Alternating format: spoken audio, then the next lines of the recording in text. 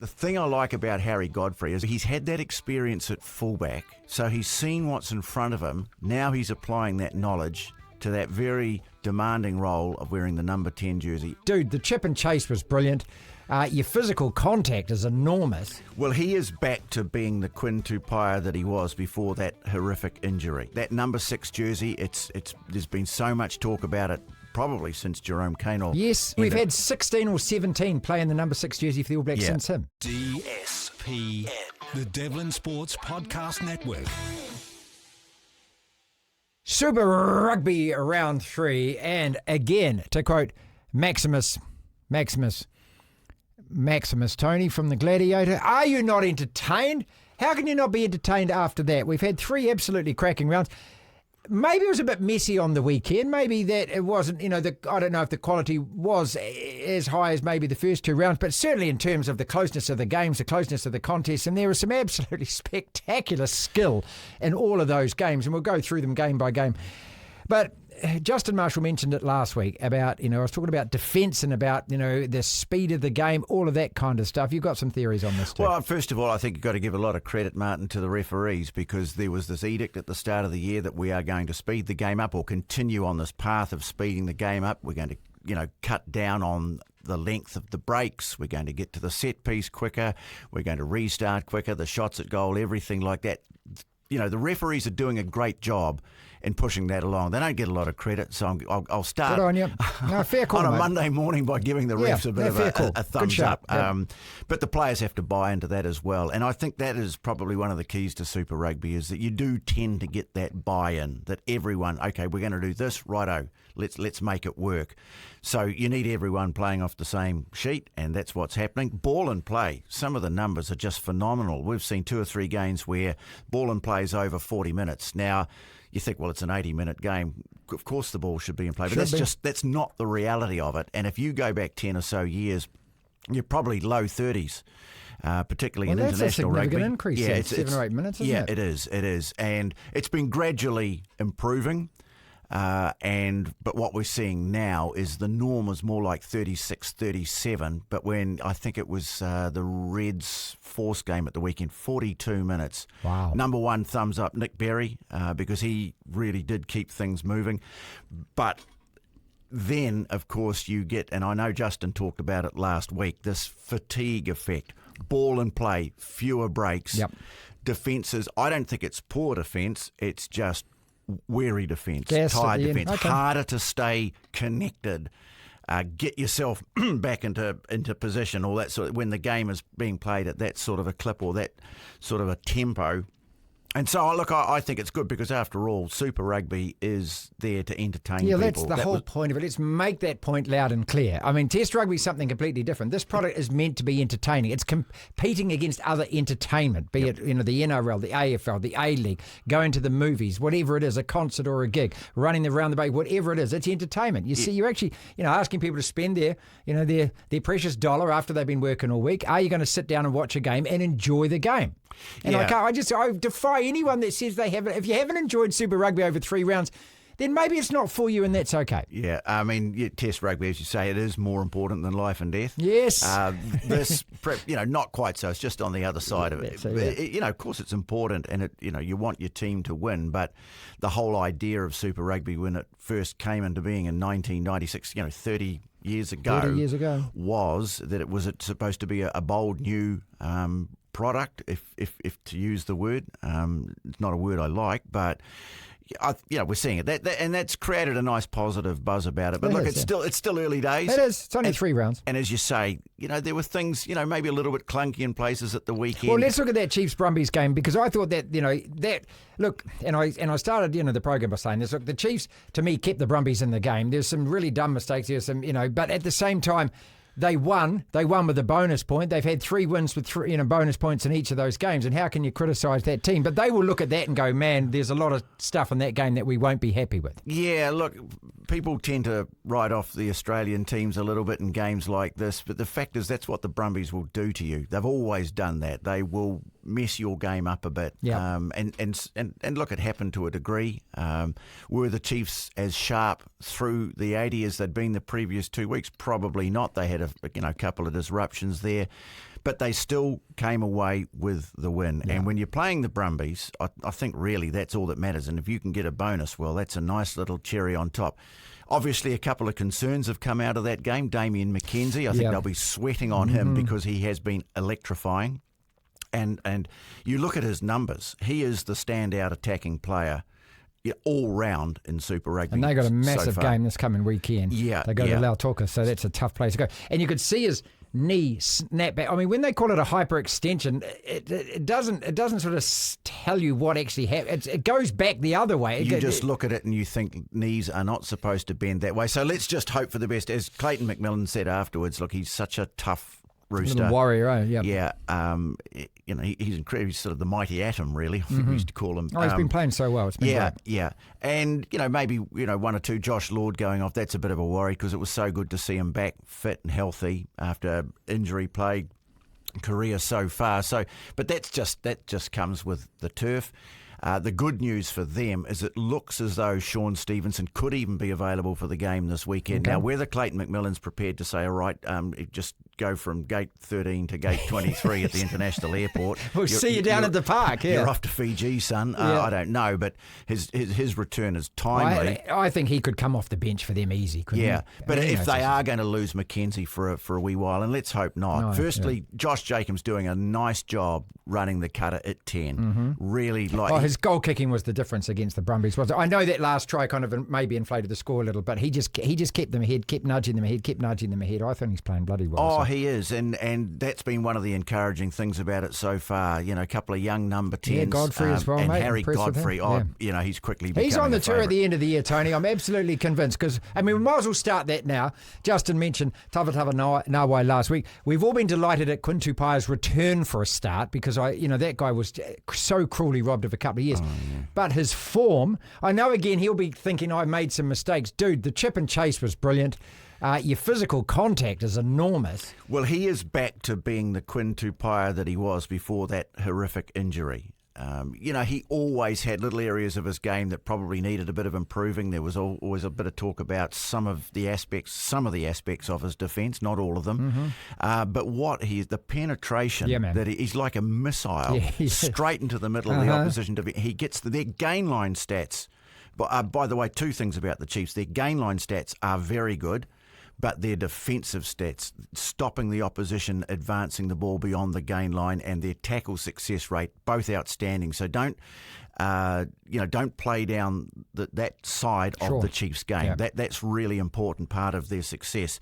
But Tupaea just looking great. He came off with an injury, but it seems that was one that's like mate, you've just been throwing yourself at a few as bumps and bruises. Speaking of which, that run from Samipeni, if I had to stack up my moments of the weekend, that goes in the top 3 or 4. Where just get out of me, out of my way, you. Which is exactly what we want to see from the guy because where that number 6 jersey, there's been so much talk about it probably since Jerome Kaynor. Yes. His great career. Tony, we've had 16 or 17 playing the number 6 jersey for the All Blacks since him. So it's crazy, isn't it? But I think, we've got now 3 or 4 maybe. Well, Shannon Frizzell obviously, could be looked like he could be he could have been the guy. He's not on the scene now, but Finau, he's always had a hard edge to his play. He's a guy that could probably fill and lock, so he's got a bit of utility value there if absolutely necessary. But what you want to see are those big hits and those charging runs. And look, the other guy who I think is really, people might not know that much of or haven't seen that much of, Simon Parker. They're building a really nice combination, those loose forwards. So, they're going well. But we're getting back to the Tupaea. I think the other name that's come up, of course, is Timothy Tawatawa Nawai. Yep, absolutely, and deservedly so. Yeah, and he's become a fan favourite, and so there's a clamour for him, and it is understandable. Where you look at the number of ways he can contribute to a game, but the big thing about the question mark over him in terms of All Black selection is, do they, if they were going to pick him, where would they see him? Yeah. Because he's only had 2 or 3 games in that 12, midfield role. I know. And it's not typical of the structure that you see with a rugby team. I was watching him for a while, but he's in my fantasy team. Here we go. Collecting points. Every week.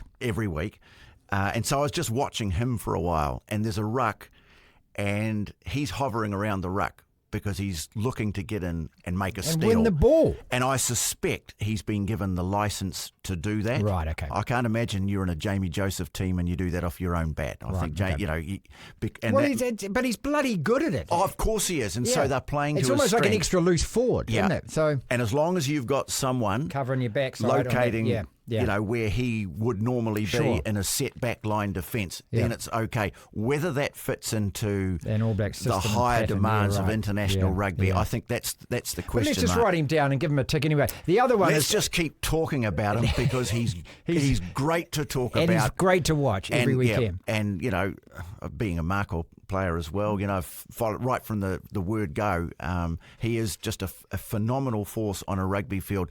The question about the next step is how do you fit him in, because the demands of Test rugby are so exacting. Credit to you. You mentioned Godfrey right at the start. You said he was one of the players to watch out for. And after that first round, I said, look, I'm quite happy to say I think this guy's on the end of year tour. I think if he stays injury-free, again, he influences the game in so many ways. And first five after last year was a real worry for me with the All Blacks. We've got two guys that are there, Damian McKenzie and obviously Beauden Barrett. Beauden, I don't know if it's going to be at the World Cup. Damian was not as convincing in that jersey for the All Blacks last year as I wanted him to be. We've got two young guys now that who knows in 2027 whether one of these guys might be that guy. Well, yeah, and of course you haven't mentioned in there Stephen Perofeta, who's been out injured. And my bad. Silky, good point. Skilled player. Because we lost Harry Plummer, you see, we lost one there. And lost, obviously, who was the Crusaders guy who went over? Yep. So, I know. Fergus Burke. Fergus Burke, yeah. So, the thing I like about Harry Godfrey, and I got him in my fantasy team. I was pretty pleased to put him in there. Are you top of the table at the moment? No, I'm not. I'm nowhere near it. God, there are people out there who have a sort of a nuclear physicist approach to these things. I'm not up with that. But it's fun. I'm doing all right in my work league. I haven't used any of my bonuses. That's all that matters, so Tony. I've got the blowtorch on the ones above me. That's all you need. Yeah. Okay, the work league's the one that counts. Yeah, but the thing I like about Harry Godfrey is, and I've mentioned it so many times, ad nauseum probably, but part of that whole makeup of that Wellington Lions team was the fearless play of the Ruben Love, Harry Godfrey, guys like that. But he's had that experience at fullback, so he's seen what's in front of him. Now he's applying that knowledge to that very demanding role of wearing the number 10 jersey, and he is doing a truly outstanding job. Now, he has got one of the world's elite players inside him, Cameron Roigard, who I noticed at the weekend didn't run a lot. He was just really clearing the ball, but clearing it well. And, of course, Umaga Jensen outside him, so you've got that force of Umaga Jensen, Sullivan in the centre. So he's got, real solid and perhaps elite status players in terms of Roigard around him. But he's just functioning so well. And again, he's so brave. He's not frightened to take the line on. He backs himself when he does, but he's also kicking well, off the tee, out of hand, and he'll make his tackles. There's a lot to like about him. Totally agree. Let's face it, we've had Dan Carter set the bar for all time, and that player is never going to come along again. But Harry Godfrey, to me, looks like a player with a very high ceiling, and I think credit to they've got a great coaching staff, that Hurricanes team, and they will enable him and they will encourage him and they will back him in that role, and it's great to see. Well, where do we spot the Hurricanes at the moment? Because I kind of think with them and the Crusaders have only played 2 games. When the Hurricanes have lost to the Crusaders, now they've lost to the Blues. 2 tough opponents at the same time. They're just not quite hitting their straps. Mind you, that game could so easily have gone either way. And the highlight of the weekend for me was, even as a Canes fan, was Talia's try. I mean, when a guy stands another bloke up, stops and skins him like that, that's just sheer pace. And then you got to the bizarre end of the game where there was a dodgy HIA. There was a guy with a laptop on the field trying to explain the rules. It was so confusing at the end. Well, it was. And that was one of those situations where it would have been quite nice. Apparently, the crowd didn't hear what was going on, and it would have been quite not. Because I thought you said they were going to put that up on the big. Yeah, but they're being very judicious about what's going up, and I'm not sure. I wasn't there, so I don't know how much was going up. It would have been quite nice for the fans at the ground to know what was going on. Somebody had explained it, yeah. But look, it was one of those things. It was a technicality. Those laws are there for a reason, and so they had to get it right. And yes, it was confusing. You could see what they were trying to establish. In some cases a player can come back, some places he can't. So you end up with Beauden Barrett feeding the last scrum, and I don't know whether he'll want to do that again in a hurry. Well, was that a penalty? It was a penalty at the end. How was it a penalty? The Hurricanes were going forward. How's that a penalty? Well, no, but there's more to it. They might have been going. Well, Angus decided, and he is one of the best refs in the game, Angus Gardner. I'm talking about across the globe. If it was they were going forward as a consequence of illegal play, well then that's a penalty, and it's a bit of a sad way to end. I'll dispute that. Of course you will. Yeah. But it was a bit of a sad way to end what had been a great game. In terms of the Hurricanes, I suppose first of all, again, Duplessis could have the way he just fronts up after the game, that I just love his straightforward approach. Brilliant. He's very Dane Colesy afterwards, isn't he? He just basically says what he's actually thinking and honest with it. Yeah, I like it too. That's great. Could have won the game. Blues, that's an important win for them, obviously. Hell yes. Because 0-3 when you're defending. Playing the Brumbies this weekend. Playing the Brumbies this weekend, then, it starts to get tough because you're chasing. So that was important. I think the most encouraging thing was that it wasn't all about that blunt force trauma, imposed by their forwards. They ignited their backs. And I think that's probably something that got a little bit lost in the appraisals of last year, that everyone thought that the Blues' success was all about that forward power. It wasn't, of course, because Tupaea and Clark had the most phenomenal attack stats.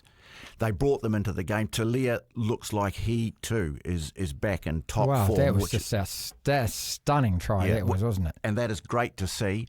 But I think what was also encouraging was that Beauden Barrett's influence on the game stepped up significantly, especially in the second half. In the second half, when they needed it, it's like it all just started flowing again. So that was an encouraging sign. They've got a couple of issues, obviously. Well, Satutu, how long does he go for? Well, and he was playing well too. He was playing bloody well. Well, he'll probably end up getting 2 weeks because it'll be an entry level of 6, and they'll cut it back to 3 for good behaviour, and then another one if he old goes to practice and practices tackling. That's the one. But he'll probably end up getting 2 or 3 weeks for that. It was a red card. There's no question about it. Absolutely no question at all. I'm amazed that Luckeye at the end of that got up afterwards. Because, I was worried about him, but well, that's one of those things when you think if there's been a head clash. Should that automatically mean HIA? Yeah. That's just another discussion. All right, let's finish on the two teams at the bottom, mate, who are both 0-3, because the Christie's going to come on. He's going to talk about the Aussie teams. That Drua team, I don't know whether luck comes into it, but you have your own luck and you ride your own luck. And the Blues made their own luck at the end and they won. The Drua have lost 3 games by a try or less, and all of those were in the last minutes. Now, if they were sitting there 3-0, playing the Chiefs at home this weekend, you'd be sitting there thinking they're a top 6 side and might be inching towards getting a home playoff. They're 0-3, Tony. Yeah. Look, they're great value, but they will be a little bit desperate going into this game, which is something that maybe the Chiefs will look to play on. They're coming under a bit of pressure because obviously they performed so well at home last year, and they don't like dropping games at home, and they've already felt that. So, it's the same with Moana Pacifica. They are scoring. Well, they've had 2 really close losses as well. One game that they should have won. Yep. One game that they could have won. And they kept the Highlanders scoreless in that second half. So that's their best defensive performance so far of any half this year, right? And that's been their problem, because if you're scoring 30, even 40 points, and it's not enough to win a game, then obviously it says bit of attention needed to the defensive side of things and the discipline side of things. And maybe they started finding that defensive connection. I think it was more because they had the momentum in the game and they made that, had that rush, was about 19 points, something like that. But that's obviously the work on. I wouldn't give up on them just yet. If I was it's only very early days. As I say, 2 of the 3 games probably were games that were winnable, and they didn't. But it'll happen. What I do love about them is, you saw Artie really step up and have the influence on that team that we always thought he was going to have. That was a phenomenal performance. And, you can see Artie he's like Richie McCaw. He will absolutely empty the tank. almost the staggers towards the end of it because he just gives every bit of his heart and soul. Yep. And they kept Tom Uifalau in check pretty well, but you always know that he's an electric player as well. So, it's just even though we're only 3 weeks in, it is time to get a win. Just to sort of keep yourself in the mix. Yeah. Mate, 3 rounds in, eh? I mean, and I don't see right at the very start. I said I don't know how if you could complain about the entertainment value, which is exactly what it's about. The NRL's now kicked off. It's a couple of games in, and so we've got a full round minus those games this coming weekend. And Super Rugby's done what it had to do, which is stick a stake in the sand and go, we're here. And this is fun to watch. Yeah, and of course we've lucky the weather's been great. This is afternoon rugby, Tony. Who would have thought? Well, that's this weekend. They've got the Sunday afternoon game in Christchurch. Reds against the Crusaders. Crusaders coming off the bye. I think it's a good Reds team, and they beat the Crusaders last time out in Christchurch last year. So I'm sure that'll be in the back of a few minds. Crusaders having made a good start, then sort of fell apart a little bit in their last game. So they've had a week to think about that. Yep. They know they'll need to be good. But, it's a Sunday afternoon game. Time to put a few theories to the test, I guess, about afternoon rugby. But it's working so far. Means we've got, Friday, Saturday, Sunday game each day to watch. It'll be good. DSPN.